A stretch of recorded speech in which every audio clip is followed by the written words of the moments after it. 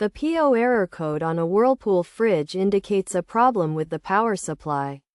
This issue can be caused by several factors, including overheating wires, over-reliance on a single electric source, or power outages. To resolve the problem, several solutions can be implemented. Installing a UPS, or uninterruptible power supply, is one option. There are 3 types of UPS to choose from, depending on the specific needs and usage of the fridge. A standby or offline UPS for home use, a double conversion or online UPS for commercial settings, or a line interactive UPS. These devices can help reduce the strain on a single power source.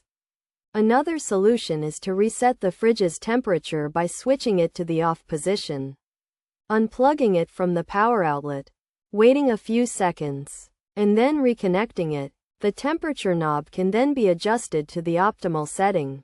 Additionally, switching on the filter feature and resetting the power outage indicator can also help resolve the issue. If a power outage has occurred, a quick reset of the power outage indicator can be performed by pressing a specific button on the screen. In cases where overheating wires are the cause, replacing them or the associated fuses if they are faulty or damaged can also fix the problem.